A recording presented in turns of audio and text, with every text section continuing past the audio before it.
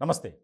ఆంధ్రప్రదేశ్‌లో అంగన్వాడీ టీచర్లు, కార్యకర్తల ఆందోళన మరింత ఉద్రిక్తత పరిస్థితులకు దారితీస్తుంది. వాస్తవానికి గత 5 రోజుల నుంచి వారు శాంతియుత సమ్మె చేస్తున్నారు, ఆందోళన చేస్తున్నారు.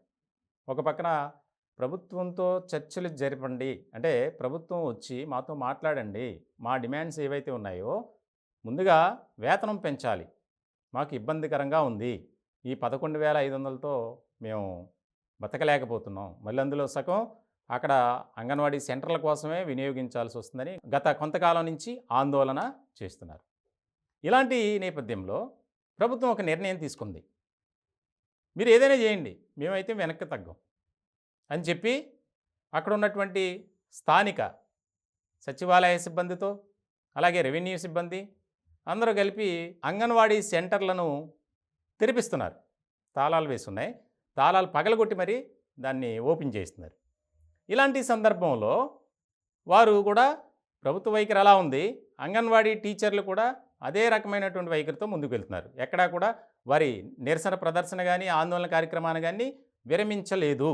మీరు ఏదైనా చేసుకోండి, మేము మాత్రం వెనక్కి తగ్గం అని చెప్పి చెప్తున్నారు. ప్రభుత్వం కూడా ఒక అడుగు వెనక్కి వేయాల్సింది. కానీ ప్రభుత్వం కూడా వారు మేమైతే తెరిపిస్తాం, మీరైనా మేము వేరే వాళ్ళతో పని చేయించుకుంటామని చెప్పి వారు ముందుకు వెళ్ళినటువంటి క్రమంలో ఈరోజు ఒక ఆసక్తికరమైనటువంటి సంఘటన జరిగింది. ఏలూరు జిల్లా చింతలపూడి మండలం ఫాతిమాపురంలో ఒక అంగన్వాడీ కేంద్రానికి ఎంపీడీఓ, ఎంఆర్ఓ, తహసీల్దార్ ఆధ్వర్యంలో కొంతమంది సచివాలయ సిబ్బంది వెళ్ళారు. ప్రతి చోట ఎలా అయితే రాష్ట్ర వ్యాప్తంగా అంగన్వాడీ కేంద్రాలకు తాళాలు పగలగొట్టి ఓపెన్ చేసి నిర్వహణ చేస్తున్నారో అలాగే అక్కడికి కూడా వెళ్ళారు. మనం విజువల్స్లో చూస్తున్నాం. ఒక మహిళ అక్కడ కూర్చొని పెట్రోల్ బాటిల్ డబ్బా ముందు పెట్టుకొని మనం చూస్తున్నాం. అక్కడికి వచ్చిన అధికారులతో వాగ్వాదానికి, అంటే డిస్కషన్ చేస్తున్నారు. వాగ్వాదం కాదు, ఒక రకమైనటువంటి అక్కడ చర్చ జరుగుతుంది. మీరు ఒకవేళ ఇది బలవంతంగా తాళాలు పగలగొట్టే ప్రయత్నం చేస్తే ఇదిగో నా చేతిలో పెట్రోల్ బాటిల్ ఉంది అని చేతితో బాటిల్ పట్టుకొని మనం విజువల్స్లో చూస్తున్నాం. ఆ పెట్రోల్ పోసుకొని నేను నిప్పంటించుకుంటా, అంటే నా ఒక్కదాని మరణంతో ఏదో జరిగిపోతుంది అని నేను అనుకోవట్లేదు, కానీ మా బాధ, మా వేదన, మా ఆందోళన అర్థం చేసుకుంటారని నేను ఈ మాట చెప్తున్నానని చెప్పి ఆవిడ అక్కడి నుంచి అదే తరహా ధోరణితో అక్కడే కూర్చున్నారు. తీరా చేసేదేమి లేక అక్కడికి వచ్చినటువంటి ఎంపీడీఓ, అలాగే తహసీల్దార్, మిగిలిన సచివాలయ సిబ్బంది అక్కడి నుంచి వెనుదిరగాల్సి వచ్చింది. మొత్తానికి రాష్ట్ర వ్యాప్తంగా ఆందోళన చేస్తున్నటువంటి లక్షలాది మంది అంగన్వాడీ కార్యకర్తలు కానీ, టీచర్లు కానీ ప్రభుత్వం ఎందుకు ఇలా చూస్తుంది?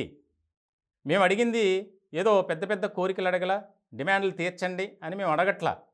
ఎందుకనంటే సీఎం జగన్మోహన్ రెడ్డి గారు అధికారంలోకి రాకముందు చెప్పిన మాటనే మేము దాన్ని హామీని, వాగ్దానాన్ని నెరవేర్చండి సార్ అని అడుగుతున్నాం. కానీ ఇప్పుడు మీరేం చేసుకుంటారో చేసుకోండి, మేమైతే జీతాలు పెంచేది లేదు అని చెప్పి ప్రభుత్వం నుంచి వస్తున్నటువంటి మాటకు వ్యతిరేకంగా ఆందోళన అయితే కొనసాగుతుంది. ఏదేమైనప్పటికీ ఇలాగే ఉంటే గనక ఇంకా చావడానికైనా సిద్ధమే అని చెప్పి అంగన్వాడీ కార్యకర్తలు తేల్చి చెప్పేస్తున్నారు.